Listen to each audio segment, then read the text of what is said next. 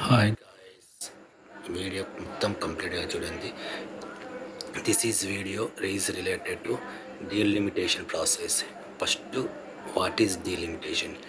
Delimitation అనేది ఒక process. ఇది దేశానికి సంబంధించిన కేంద్ర ప్రభుత్వానికి సంబంధించిన లోక్సభ స్థానాలు అండ్ ఆ దేశంలోని రాష్ట్రాలకు సంబంధించిన శాసనసభ స్థానాలు అంటే లోక్సభ కాన్స్టిట్యున్సీ అండ్ ఎమ్మెల్యే కాన్స్టిట్యున్సీని, వాటి బౌండరీస్ని, వాటి యొక్క నెంబర్ ఫిక్సింగ్ చేసే ఒక ప్రక్రియ. ఇది కేంద్ర ప్రభుత్వానికి సంబంధించిన సెంట్రల్ గవర్నమెంట్కి సంబంధించిన డీలిమిటేషన్ అథారిటీ అనేది ఒకటి ఉంటుంది, అది చేస్తుంది. ఇదే delimitation process. And delimitation process అని ఎందుకు చేశారంటే, మన దేశంలో ప్రతి 10 సంవత్సరాలకు ఒకసారి జనాభా లెక్కలు చేశారు, సెన్సెస్. దాని ప్రకారం మన దేశంలో ప్రతి 10 సంవత్సరాలకు ఒకసారి జనాభా పెరుగుతుంటుంది. దీని ఆధారంగా జనాభాతో పాటు లోక్సభ స్థానాలు అండ్ శాసనసభ స్థానాలు కూడా పెరగాలి. కాబట్టి ఈ డీలిమిటేషన్ ప్రాసెస్ అనేది చేస్తారు. ఈ డీలిమిటేషన్ ప్రాసెస్ అనేది ఎలా చేస్తారంటే జనాభా ప్రాతిపదికన, జనాభా లెక్కల ఆధారంగా ఈ డీలిమిటేషన్ ప్రాసెస్ చేస్తారు. అండ్ సెంట్రల్ గవర్నమెంట్కి సంబంధించిన ఒక అథారిటీ ఇది చేస్తారు. అండ్ భారతదేశానికి సంబంధించిన కేంద్ర ప్రభుత్వానికి అండ్ దేశంలోని వివిధ రాష్ట్రాలకు డీలిమిటేషన్ ప్రాసెస్ అంటే శాసనసభ స్థానాలు కానీ లోక్సభ స్థానాలు కానీ 2026 తర్వాత పెరుగుతాయి అని ఒక ప్రాసెస్ స్టార్ట్ చేశారు. ఇది ఎందుకు కొన్ని రాష్ట్రాలు దీన్ని అపోజ్ చేస్తున్నాయి, ముఖ్యంగా సౌత్ ఇండియా రాష్ట్రాలు అనేది ఇప్పుడు చూద్దాం. సో దేశంలోని వివిధ రాష్ట్రాల్లో శాసనసభ స్థానాలు, ఎమ్మెల్యేస్ కాన్స్టిట్యున్సీలు పెరగడం వల్ల ఏ రాష్ట్రం ఏమీ అభ్యంతరం చెప్పడం లేదు. అసలు చాలామంది అపోజ్ చేస్తుంది ఓన్లీ 1 పాయింట్, అది లోక్సభ స్థానాలు.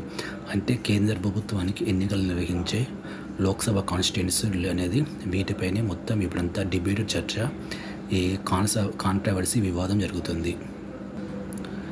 భారతదేశంలో 545 లోక్సభ స్థానాలు ఉన్నాయి. అందులో 2 లోక్సభ స్థానాలకి ఎన్నికలు నిర్వహించారు, 2 లోక్సభ స్థానాలకి. వాటిని ఆంగ్లో ఇండియన్స్ని ఎన్నిక చేస్తారు. మిగతా 543 లోక్సభ స్థానాలకి నేరుగా కేంద్ర ప్రభుత్వం లోక్సభ ఎన్నికలు నిర్వహిస్తుంది. ఇది ప్రతి 5 సంవత్సరాలు ఒకసారి జరుగుతుంది. ఈ 543 స్థానాల్లో 543 స్థానాల్లో 129 దక్షిణాది రాష్ట్రాలైన సౌత్ ఇండియా స్టేట్స్ అయిన ఆంధ్రప్రదేశ్, తెలంగాణ, తమిళనాడు, కేరళ అండ్ కర్ణాటక సంబంధించిన ఉన్నాయి. 129 స్థానాలు అంటే 129 లోక్సభ స్థానాలు ఉన్నాయి. మిగతా 414 నార్త్ ఇండియాకి సంబంధించిన స్థానాలు ఉన్నాయి.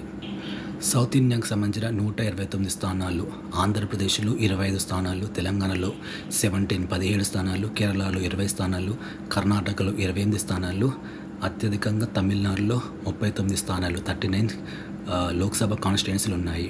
అండ్ నార్త్ ఇండియాలో ఉత్తరప్రదేశ్లోనే 80 స్థానాలు ఉన్నాయి. అండ్ వివిధ రాష్ట్రాలైన రాజస్థాన్లో 22, మధ్యప్రదేశ్లో 29 ఇలాగా ఉన్నాయి. అన్నిటికంటే అత్యధికంగా ఉత్తరప్రదేశ్లో 80 స్థానాలు ఉన్నాయి. అందుకే ప్రతిసారి మనకు దేశానికి సంబంధించిన ప్రధానమంత్రి ఉత్తరప్రదేశ్కి వెళ్ళి ప్రాతినిధ్యం వహిస్తాడు. మన భారతదేశానికి ఇండిపెండెన్స్ వచ్చినప్పుడు మనకు 400 స్థానాలు మాత్రమే ఉండేది. కానీ అవి 1971 సెన్సెస్ అంటే 1971 జనాభా లెక్కల ప్రకారం ఆ స్థానాలు 543 స్థానాలుగా లెక్కించారు, 543. అవి అప్పంచెల్లి 20 సంవత్సరాలకు ఫ్రీజ్ చేశారు. దాని తర్వాత కొన్ని కారణాల వల్ల 2026 వరకు ఫ్రీజ్ చేశారు. ఇప్పుడు 2026 తర్వాత జనాభా లెక్కల ప్రకారం ఆ స్థానాలు 543 నుంచి దాదాపు 800 స్థానాలుగా పెరగబోతుందని అంచనా వేస్తున్నారు. ఇప్పుడు అసలు కాంట్రవర్సీ ఎందుకు సౌత్ ఇండియా రాష్ట్రాలు, దక్షిణాది రాష్ట్రాలు వీటిని అపోజ్ చేస్తున్నాయి అనేది చూసుకుందాం. 1971 ప్రకారం భారతదేశంలో లోక్సభ స్థానాల సంఖ్య 543. కానీ అప్పుడే అదే సంవత్సరం 71 అంటే 74-75 సంవత్సరంలో భారతదేశంలో కుటుంబ నియంత్రణ అనేది స్టార్ట్ అయింది. ఎమర్జెన్సీ కాలం నుంచి కుటుంబ నియంత్రణ స్టార్ట్ అయింది. ఇది దక్షిణాదిలో ఎక్కువ వర్తించింది. దక్షిణాదిలో చాలామంది జనాభా తగ్గుతూ వచ్చి తక్కువ మంది పిల్లలు కావడం వల్ల జనాభా తగ్గుతూ వచ్చింది. అండ్ నార్త్ ఇండియాలో జనాభా అనేది పెరుగుతూ వచ్చింది. ఇది వివాదానికి, ఈ కాంట్రవర్సీకి మూల కారణమైంది. ఇప్పుడు 2021లో చేయవలసిన సెన్సెస్ జనాభా లెక్కలు అప్పుడు కోవిడ్ కారణంగా చేయలేదు. ఇప్పుడు దాన్ని 2026లో చేస్తారు.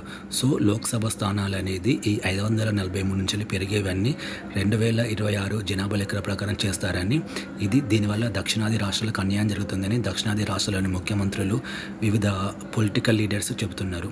అసలు ఏం జరుగుతుంది, ఎందుకు వాళ్ళు అభ్యంతరం వ్యక్తం చేస్తున్నారు, ఇప్పుడు మనం చూద్దాం. వాళ్ళు చెప్తున్న ప్రధాన కారణం ఏమిటంటే, ఈ జనాభా లెక్కల ప్రకారం 2026 జనాభా లెక్కల ప్రకారం సౌత్ ఇండియాలో జనాభా అనేది తక్కువగా ఉంది, నార్త్ ఇండియాలో ఎక్కువగా ఉంది. కాబట్టి మీరు నార్త్ ఇండియాకు ఎక్కువ స్థానాలు లోక్సభ స్థానాలు ఇస్తారు, సౌత్ ఇండియాకు తక్కువ లోక్సభ స్థానాలు ఇస్తారు. కాబట్టి ఇప్పుడు ఒకవేళ సెంట్రల్ గవర్నమెంట్ దాని ప్రకారం ఏర్పడితే డీమిలిటేషన్ ఫండ్స్ అంటే వివిధ ట్యాక్సెస్ ద్వారా వచ్చిన ఆదాయం కానీ, వివిధ నిధులు కానీ, ఈ అమౌంట్స్ ఫండ్స్ అన్నీ నార్త్ ఇండియాకి ఎక్కువ వెళ్తాయి, సౌత్ ఇండియాకి తక్కువ వస్తాయి. దాని ద్వారా దక్షిణ భారతదేశానికి అంటే సౌత్ ఇండియాకు దీనివల్ల అన్యాయం జరుగుతుందని వాళ్ళు భావిస్తున్నారు. వాళ్ళు అజంప్షన్ ఎస్టిమేషన్ చేస్తున్నారు. దీనికి ఫస్ట్ అపోజ్ చేస్తున్న రాష్ట్రం తమిళనాడు. ఎందుకంటే తమిళనాడు రాష్ట్రానికి నెక్స్ట్ ఇయర్ వాళ్ళకి ఎలక్షన్స్ ఉన్నాయి, అసెంబ్లీ ఎన్నికలు ఉన్నాయి. తమిళనాడుకి చెందిన స్టాలిన్ గారు కానీ, కమల్ హాసన్ గారు కానీ, కొత్తగా పార్టీ వెళ్ళిన తలపతి విజయ్ గారు కానీ దీన్ని అపోజ్ చేస్తున్నారు. వాళ్ళు ఎవరెవరు ఏం మాట్లాడారో ఇప్పుడు మనం చూద్దాం. ప్రస్తుతం తమిళనాడు ముఖ్యమంత్రిగా ఉన్న స్టాలిన్ గారు తమిళ ప్రజలకు పిలిపించారు, మీరు ఎక్కువ మంది పిల్లల్ని కనండి అని. ఆయనే దీన్ని అపోజ్ చేస్తున్నాడు. ఆయన ఏం చెప్తున్నాడంటే, ఒకవేళ మీరు డీలిమిటేషన్ చేస్తే లోక్సభ స్థానాలు పెంచాలనుకుంటే అది 1971 1971 సెన్సెస్ జనాభా లెక్కల ప్రకారమైనా చేయండి, లేకపోతే ప్రస్తుతం ఉన్న ఈ 543 స్థానాలు ఇంకొక 30 సంవత్సరాల వరకు ఫ్రీజ్ చేయండి అని ఆయన చెబుతున్నాడు. నెక్స్ట్ తలపతి విజయ్ గారు, ఆయనే డీలిమిటేషన్ చేయండి, ఏ సెన్సెస్ ప్రకారమైన, ఏ జనాభా లెక్కల ప్రకారమైన చేయండి, కానీ సౌత్ ఇండియా రాష్ట్రాలకు ఒక పనిష్మెంట్గా కాకుండా ఒక న్యాయం జరిగేగా, ఒక జస్టిస్ జరిగే విధంగా చేయండి అని తలపతి విజయ్ గారు చెప్తున్నారు. అండ్ కమల్ హాసన్ గారు, ఇతను ఏదేదో డీలిమిటేషన్ చేయొద్దు, ఇప్పుడున్న దాన్నే శాశ్వతంగా కంటిన్యూ చేయండి, ఇలా చేయడం వల్ల ఇండియా కాస్త హిందీయా అవుతుందని కమల్ హాసన్ గారు చెబుతున్నారు. నెక్స్ట్ తెలంగాణకు చెందిన కాంగ్రెస్ లీడర్స్ కూడా చాలామంది దీనికి అభ్యంతరం వ్యక్తం చేశారు. అండ్ బీఆర్ఎస్ పార్టీకి సంబంధించి కేటీఆర్ గారు కూడా దీని మీద అభ్యంతరం వ్యక్తం చేశారు. ఆంధ్రప్రదేశ్కు సంబంధించి అక్కడ తెలుగుదేశం పార్టీ కానీ, జనసేన కానీ, వైఎస్ఆర్సీపీ పార్టీ కానీ దీనిపై ఇంతవరకు స్పందించలేదు. అండ్ కర్ణాటకలో అక్కడ ఉన్న 2 జాతీయ పార్టీలు కాబట్టి ఆల్రెడీ బీజేపీ అధికారంలో ఉంది కాబట్టి వాళ్ళు ఏం అభ్యంతరం చెప్తలేరు. కాంగ్రెస్ పార్టీ అభ్యంతరం చెప్తుంది. కేరళకు సంబంధించి కమ్యూనిస్ట్ నాయకులు ఇంతవరకు ఏమీ అభ్యంతరం చెప్పలేదు. ముఖ్యంగా తమిళనాడు చెందిన స్టాలిన్ గారు దీనిపై ఎక్కువ స్పందిస్తున్నాడు. కొంతమంది ఇది తమిళనాడు అసెంబ్లీలో తమిళనాడు ప్రభుత్వానికి, తమిళనాడులో ప్రస్తుతం ఉన్న డిఎంకే ప్రభుత్వానికి అక్కడ యాంటీ ఇన్కంబెన్సీ ఎక్కువ ఉంది, దాన్ని డైవర్ట్ చేయడానికి, దాన్ని తగ్గించడానికి ఇలాగా సెంట్రల్ గవర్నమెంట్పై యాంటీ హిందీ అండ్ ఈ డిమిలిటేషన్ ప్రాసెస్ని ప్రయోగిస్తున్నారని అనేది చాలామంది అంటున్నారు. మొన్న ఒక సర్వే సంస్థ దీనికి సంబంధించిన ఒక ఎస్టిమేషన్ చేసింది. ఒకవేళ జనాభా లెక్కల ప్రకారం డీలిమిటేషన్ జరిగితే ఉత్తరప్రదేశ్లో ప్రస్తుతం 80 లోక్సభ స్థానాల నుండి 80 నుంచి 90 అవుతాయని, కేరళలో 20 లోక్సభ స్థానాల నుంచి 12 కాస్త 8 తగ్గుతాయని ఒక సర్వే సంస్థ దీన్ని లెక్కలు వేసింది, క్యాలిక్యులేషన్ చేసింది. మన సౌత్ ఇండియాలోని ఈ రాష్ట్రాలకు ఇలా అభ్యంతరాన్ని ఆపోజిట్ చేస్తున్న కారణంగా సెంట్రల్ గవర్నమెంట్కి చెందిన అమిత్ షా గారు ఇటీవల తమిళనాడులో ఒక ప్రోగ్రాంలో తను దీనికి రియాక్ట్ అయ్యాడు. సౌత్ ఇండియా రాష్ట్రాలకు ఎలాంటి అన్యాయం జరిగినది, ఒక్క సింగిల్ లోక్సభ స్థానం కూడా తగ్గదని తను గ్యారంటీ ఇచ్చాడు. తాను ఒక ప్రకటన విడుదల చేశాడు. అండ్ సౌత్ ఇండియాలోని వివిధ బీజేపీ నాయకులు కిషన్ రెడ్డి గారు కానీ, బండి సంజయ్ గారు కానీ దీని గురించి సౌత్ ఇండియా రాష్ట్రాలకు ఎలాంటి అన్యాయం జరగదని వాళ్ళు తెలియజేశారు. ఇప్పుడు అనదర్ వర్షన్, సౌత్ ఇండియాలో కూడా నేషనల్ భావజాలం అంటే జాతీయ భావజాలం, నేషనాలిటీ ఉన్న కొంతమంది వ్యక్తులు ఉంటారు. వాళ్ళు చేయండి జనాభా లెక్కల ప్రకారం, దేశమే కదా, భారతదేశం మొత్తం ఒకటే కదా, నార్త్ ఇండియాలో స్థానాలు పెరుగుతాయండి, సౌత్ ఇండియాలో స్థానాలు తగ్గుతాయండి, దేశం డెవలప్ అవుతుంది కదా, ఉత్తరాది రాష్ట్రాలు కూడా డెవలప్ అవుతాయి కదా, వాళ్ళకు ఫండ్స్ ఎక్కువపోతాయి ఏంటి అని ఒక జాతీయ భావజాలం ఉన్న కొందరు వ్యక్తులు చెప్తున్నారు. కొంతమంది దీనివల్ల సౌత్ ఇండియాలో ఉద్యమం వస్తుందని, సౌత్ ఇండియా రాష్ట్రాల చైతన్యం వస్తుందని, సౌత్ ఇండియా ప్రత్యేక దేశంగా ఏర్పడుతుందని కొంతమంది చెబుతున్నారు. ఇది ఎలా ఉన్నా డీలిమిటేషన్ అనేది జనాభా లెక్కల ప్రకారం చేస్తారా, లేకపోతే ఎలా చేస్తారో, ఇంకా 30 సంవత్సరాలు దీన్ని పొడిగిస్తారనేది చూడాలి. కేంద్ర ప్రభుత్వం చెబుతున్నట్టు సౌత్ ఇండియా రాష్ట్రాలకు ఒక్క లోక్సభ స్థానం కూడా తగ్గదా, లేకపోతే మన సౌత్ ఇండియా స్టేట్ భయపడుతున్న విధంగా దక్షిణాది రాష్ట్రాలకు లోక్సభ స్థానాలు తగ్గి మనకు రావాల్సిన నిధులు తగ్గుతాయా అనేది ఇప్పుడు మనకు తెలియదు. కానీ ఈ డీలిమిటేషన్ ప్రాసెస్ అని 2026లో దాని జనాభా లెక్కల పరంగా జరుగుతుందని సెంట్రల్ గవర్నమెంట్ వాళ్ళు క్లియర్గా చెప్పారు. So this is my analysis regarding this delimitation process. Thanks for watching this video. Thanks you so much.